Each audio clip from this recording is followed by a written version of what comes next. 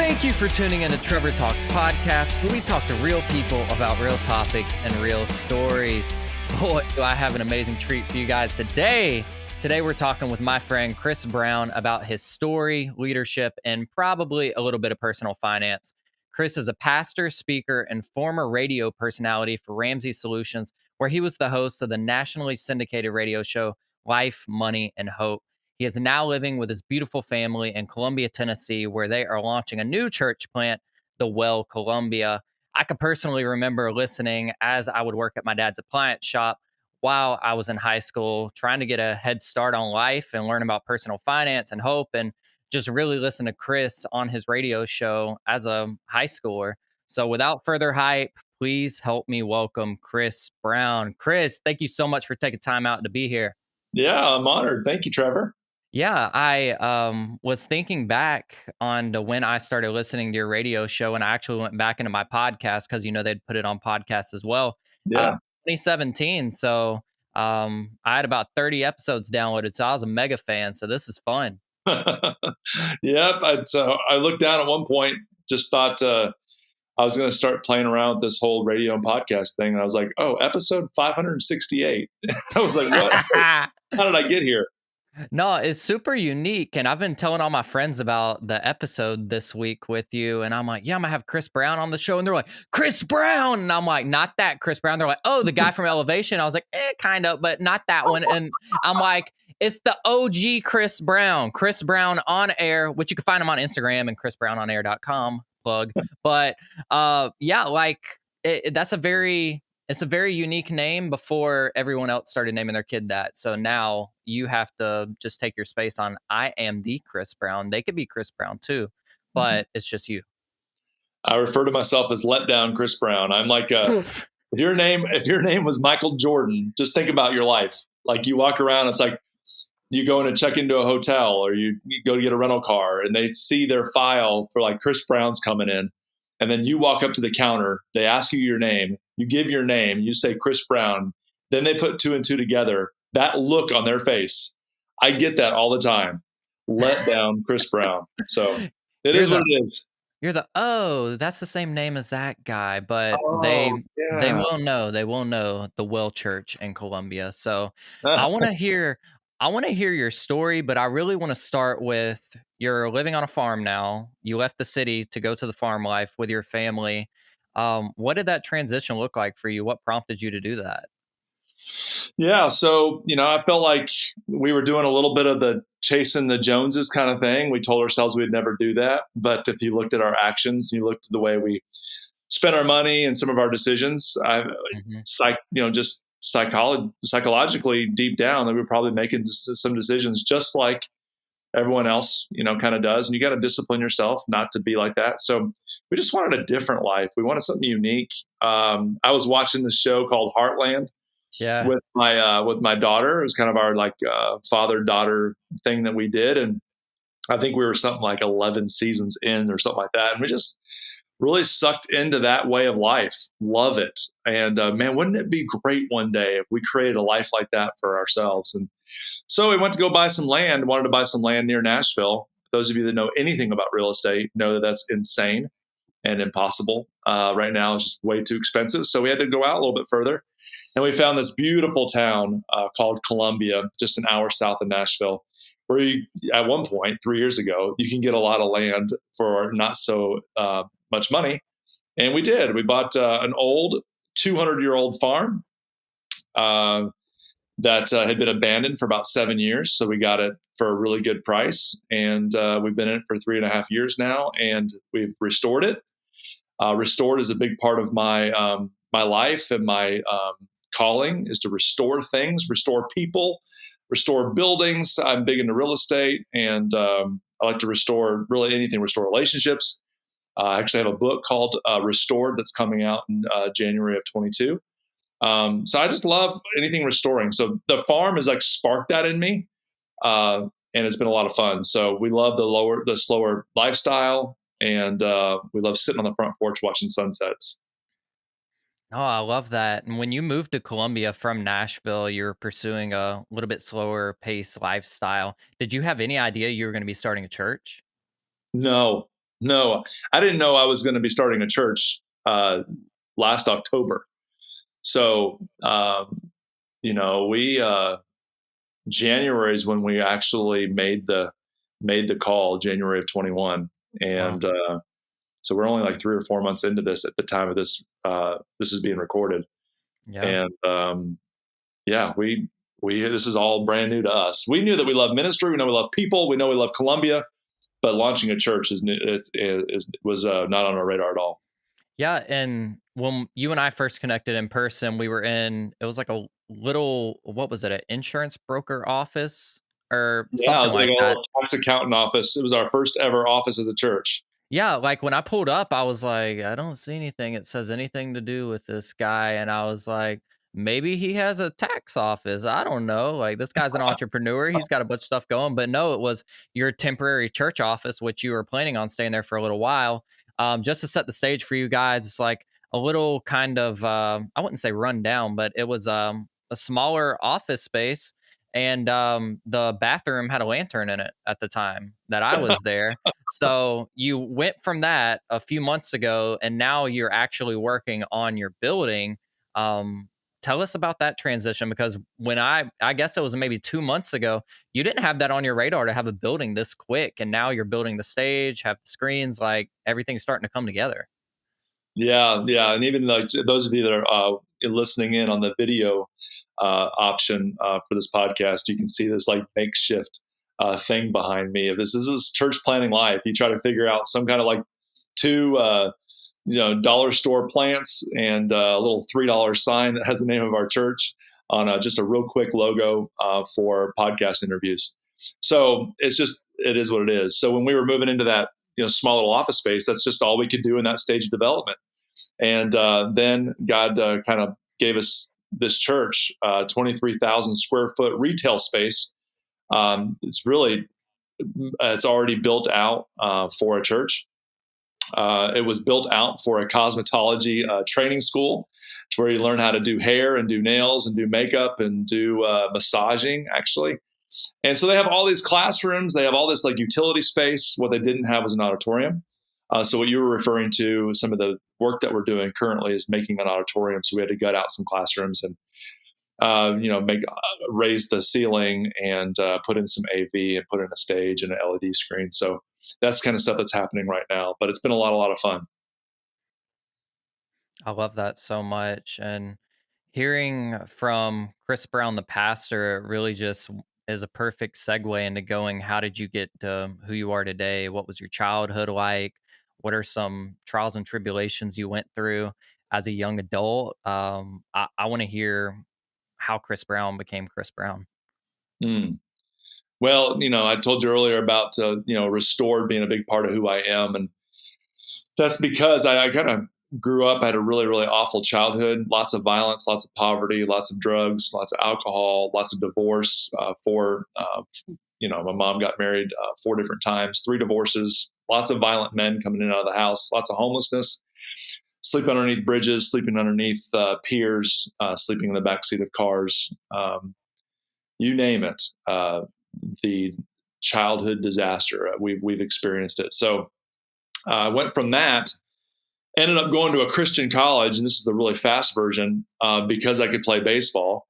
I didn't even know who Jesus was, but they said they were going to pay me $50,000 to play baseball, and I said, "I'll love Jesus for $50,000. I don't know who Jesus is, but I'm in. I don't know what Christian college looks like." But God knew what He was doing. 2 weeks into Christian college, I accepted Jesus and met my wife there. My wife was I was from the hood, she was from the Brady Bunch, and Come so on. yeah, man. So she has been a big part of my discipleship throughout the years. She was born and raised in church and knows the Bible backward and forward, and so we met at a Christian college, a Bible college, and our life has been amazing since. And so I feel like this uh, polar opposite experience. My first 18 years of my life was absolutely a disaster. And then since then, and I'm not going to tell you how many years, but since then, We've had just this blissful marriage, and our kids are healthy, and got to experience God do a lot of things. And we're living that John 10:10 life of life to the full, life abundantly, and really have a life full of laughter and joy and lots of ministry and fulfillment. And so I just had this calling on my life to help people find that in their life and point them towards Jesus and restore their joy and restore that life what a loving Father wants for us. So many people in today's world are just living an apathetic life in a rut, going through the motions, and it really burdens me. So I want to shepherd them and pastor them back to living a fulfilled life, even if they know they're going to heaven. Right? I want them to experience heaven here on earth too. And so I want to restore people. I want to restore old buildings. I want to restore things that are oppressed, and environments that are, maybe even an evil environment, something that some really negative, evil things have happened in. I want to restore those and redeem those environments. Let's say it's a strip club, or let's say it's just a really, really a bar that's got a bunch of really bad drug deals happening on the backside of the bar, or something like some really bad things happening, prostitution or whatever. I want to redeem those kind of places. And so I'm always looking for places that I can restore and redeem that real estate for the cause of Christ. So it really comes back to your original question, is my childhood and how God has restored joy in my life and restored hope in my life. And I want to do that for other people. I love that so much. And one of the things I really appreciate about you outside of being a pastor and a man of God, and just, I could tell you take care of your family, and that's really encouraging for me. And I feel like any of the young guys and even girls listening, find someone that you can look up to, find a mentor, even if it's from far away, find people that you see like amazing things about, and you take those things that you think are so amazing about them and apply it to your life.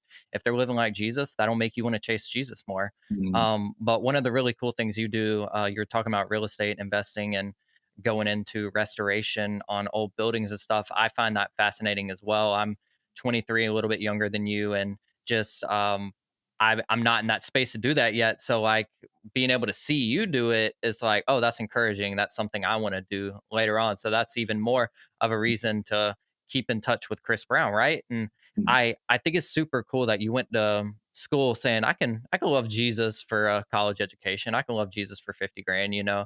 But when you started school, how long did it take before you actually were like, okay, this Jesus thing isn't just a financial incentive, it's not just school incentive. This is actually a game changer, a life changer for me. It was actually just a matter of weeks. So I didn't know who Jesus was. Didn't even know anything about faith at all. I was just kind of like existing and surviving. All I cared about was survival to that point. And I ran to baseball, college baseball, as a coping mechanism so that I didn't have to go home. I drowned myself in sports, fall, winter, spring, football, baseball, basketball, golf, tennis, whatever I could, to make sure that I just stayed away from home. And I was the first one to practice, last one to leave, because I did not want to go home. So you do that for long enough, an average athlete can actually become pretty good. So I was good enough for a college scholarship, went there. And then with a matter of weeks, because we had everyday chapel, this guy came and literally scared me into heaven, scared me out of hell. And I went backstage, and someone, actually my baseball coach, walked me through what it means to be saved. And I accepted Christ right there. And probably the thing that compelled me to faith and being all in Jesus is the fact that I've always wanted a father. I've always looked to mentors and supervisors and teachers and coaches for their acceptance, and I've always had struggle with abandonment and rejection, and always looking for approval. And I'm proud of you. And this baseball coach in college was that for me. He was it was cool that he was actually leading me to the Lord. But that day I found out Psalm 68 says, I am the father to the fatherless, and that God is my father. And I found a father that day. And for me, ever since then, I'm a kind of guy that's black and white. I am a 3 on the Enneagram, but man, on this part, I'm a 1, just black and white kind of deal. And for me, as soon as I knew, okay, so this is my purpose here on earth. I want to glorify him. I want to bring people with me to heaven.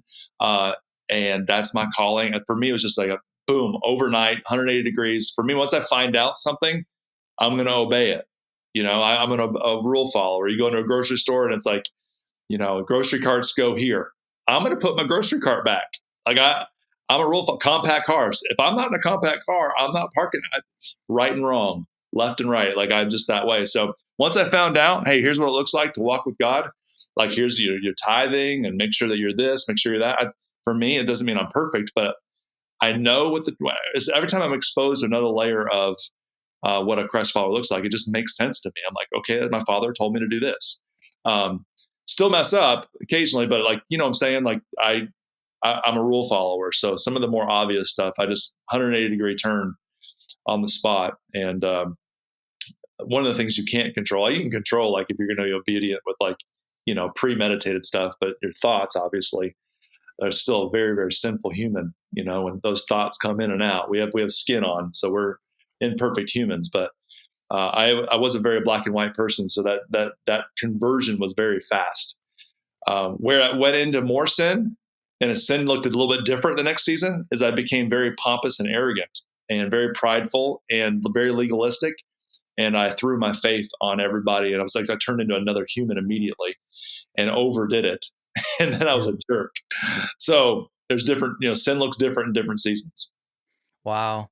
And you're most known for your role at Ramsey Solutions with your radio show, Life, Money, and Hope. What was the transition from getting out of college? Of course, you had met Holly, and what are some of the jobs you worked leading up to this role with Ramsey Solutions? Yeah, so I graduated with a business degree and a Bible minor and went straight into teaching. Makes no sense, but hold on to the rest of my answer because it does make sense at the very end. So I'm teaching 7th grade math and science. I ended up teaching all different subjects, and did that for 5 years at a small Christian school, and realized after my wife was pregnant with her second child that there was absolutely no way that I was going to be able to pay the bills at that particular school on that particular income. So then I went into real estate, and that was kind of like my exposure to real estate. Had a lot of fun with that. And I was in North Carolina during a season where everybody was moving from New York and Florida with a ton of cash into North Carolina, and it was fish in a barrel. And so real estate went really well for me and allowed me to really build my financial portfolio. So I did that for 3 or 4 years. 3 years. And then Elevation came to town in Charlotte, North Carolina, which is, those of you that are familiar, Pastor Stephen Furtick is the lead pastor. And he came to town. They run about 100 people. And I heard about it, went and visited, and I was hook, line, and sinker immediately. Jumped in, was a volunteer, still stayed a real estate broker. And then within like 6 months, they were running like 600, 700, 800 people. It was insane. And they asked me to be their first ever campus pastor. And I was their campus pastor of their first ever location, Elevation Union, back in, I think, 2007. And that went into 2008, I believe. And then God called me to South Florida. God called Holly and I from suburban pain into urban pain to get out of, we wanted something a little more diverse, a little bit more messy.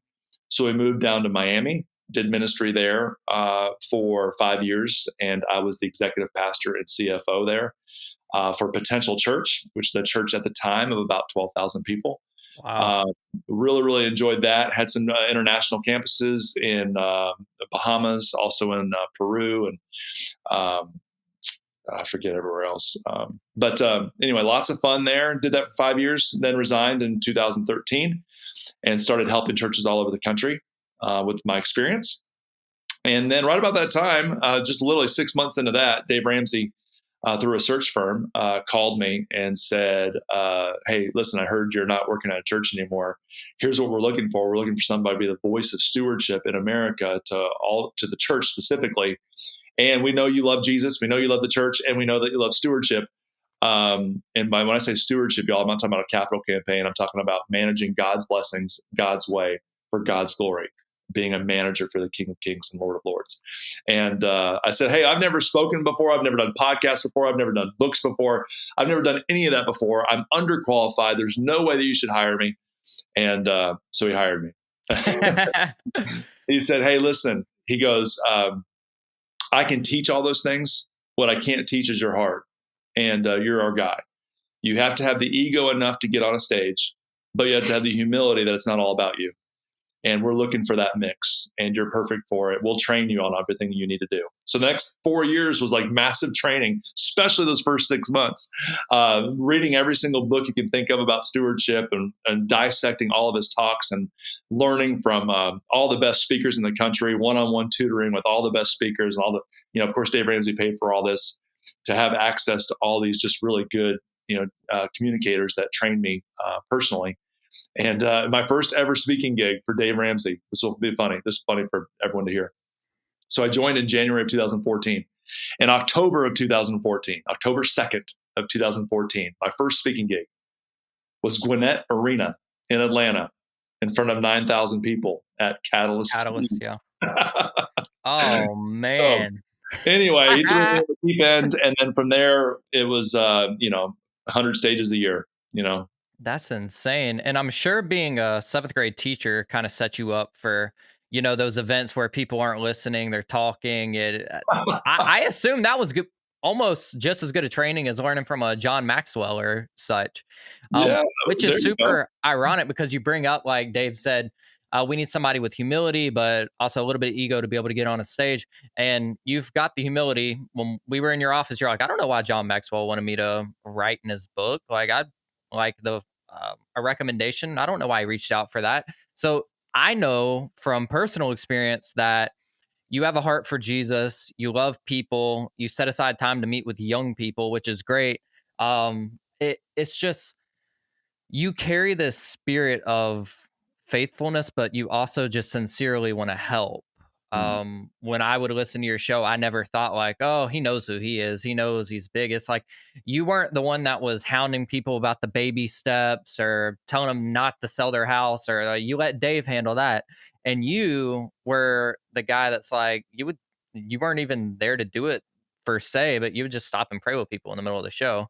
And I found that super intriguing. And it was almost like, let's sit down and have a conversation about what was it for you that made you just sincerely want to help people and love on people and genuinely be that person for everyone in America, for saying it, even onto it, from the Gwinnett Arena, from one-on-one training with people. Was that something you had to develop, or have you always just wanted to love on people sincerely? Yeah, it's a little bit of what I'm for and a little bit of what I'm against. Hmm. So I really do enjoy helping people. So I'm a 3 on the Enneagram. I referenced this earlier, but my Yeah. wing is a 2. So I'm a helper. Yeah. So I want to achieve, and I also want to help. And so if I can get the sense of achievement through helping somebody and see them achieve, I feel like I achieved, they achieved, everyone wins. So there's a little bit of selfish ambition there that I actually just genuinely enjoy it. Yeah. I also love to see light bulbs go off and impart knowledge or impart belief in somebody, and then to see them take off. And then when I said what I'm against, I've had an opportunity to live seasons where it was all about me, where I could be selfish. I could work 20-hour weeks because we've structured our finances in a spot where I don't really have to work. Sure. So like I've had seasons where I'll just take 2 months off and I'll play golf and I'll just sit on the Yeah. front porch and I'll drink tea in a rocker. I've had that, and I was just miserable. Like I've kind of lived the like semi-retired life, and when it's all about me and it's like selfish, there's no sense of fulfillment, no sense of purpose. I'm just taking up space, and it's all about me recreating or going to get a massage or something like that. It's like I've done that for a season, and man, it is like 2% fulfillment. And then watching somebody get saved or get baptized or watch a family put back together or a relationship reconciled or a worldview changed or addictions overcome, that's fulfilling. Yeah. So for me, it's like, yes, some of it feels real good and like, Chris, oh, you're so sweet. Some of it just is like selfish. It's more fulfilling. It's Yeah. more enjoyable. Like it's the way to live, and it's the way we're wired. And it's funny you bring that up because a lot of people think you have to hustle, hustle, hustle. Like, they have the Gary Vaynerchuk mindset on, I just need to hustle and get everything done while I'm young before I can go on to do something. And even somebody at 50 years old, they could start something brand new and learn and grow from that. But rest is key. Like if you're not resting, you're not going to be able to do as much. And a friend of mine, Brian, said yesterday, like, I can do more work in 4 hours of specifically being focused than a lot of people can do in a whole week. So Yes. when you really focus in on something, whether it's 4 hours or one day, you really can put in that work and create and be innovative and start a church. And that's super admirable of you to just bring up. And rest is key. Like, how did you find yourself in a season of overworking and then rest for a week or a month or 2 months? You set yourself up for that. You did real estate, you set yourself up financially. Why do you think that finances are such a stress trigger for people? Because not everyone knows how to be smart with money. And I want to talk to you about that. When you were in college, did you kind of get a grip on your finances, or was it after you got your gig with Ramsey?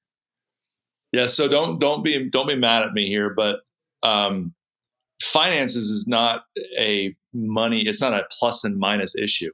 It's not a debit credit issue. It's a hard issue for me. If you take finances and you break it down inside your head, okay, this is gonna, don't get mad. I'm not being sarcastic. I'm actually being legit. No, I'm ready for it. Spend less than you earn. It's not like, it's not rocket science. Like, it's like, do not, so don't pay interest, earn interest. Like, it's not rocket science. So it is a heart issue. What I mean by that, I was like, doesn't mean you're a bad heart. As soon as somebody's listening right now, they're mad at me. They're like, about to turn off. I don't mean you're a bad person. I just mean that decision, what you chose is you chose peace now, pain later, rather than pain now and peace later. There's a reason why I'm in this spot right now where I can work or I don't have to work, because I, instead of going to get ice cream or going to whatever, I sacrificed some little stuff and put money away. And now my money makes more money than I can make. And so that's just a good place to be, like, because of sacrifice earlier. I've always driven cars that were like 5 to 10 years old when I had money in the bank to go buy anything at any car dealership that I wanted to with cash. However, I drove a car that was 5 to 10 years old, that was still dependable.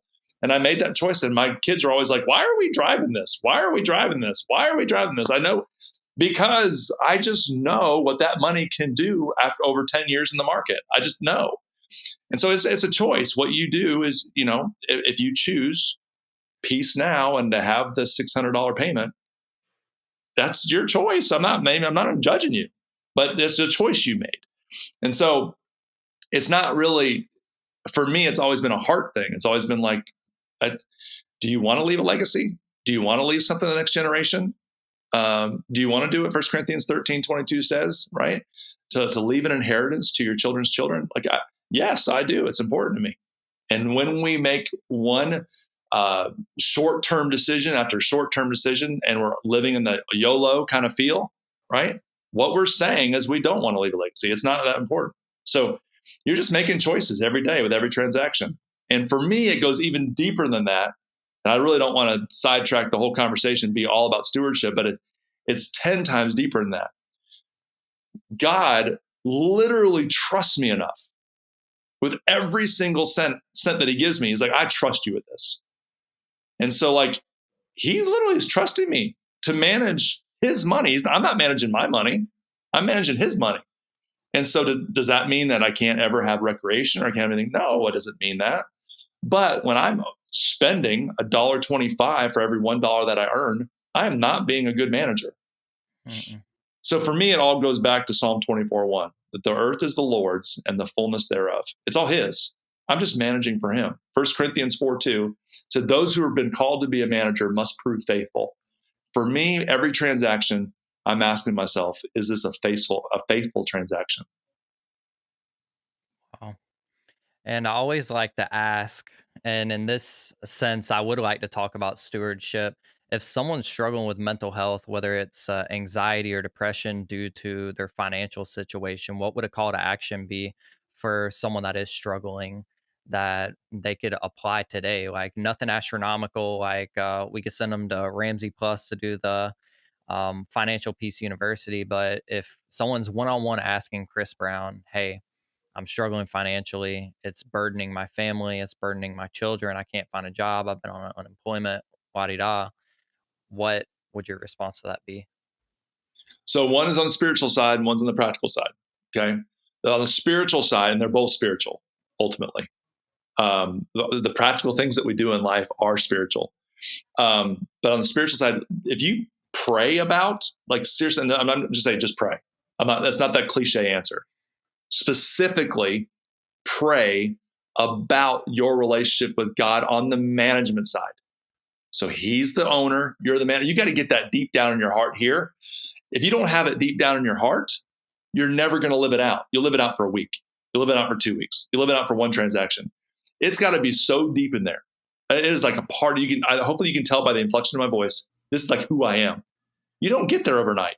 It takes a lot of conversations with God, my loving Father that you trust. I'm so thankful. Many of us know this right now. If you know the Bible, even as I talk about this, you know it intellectually.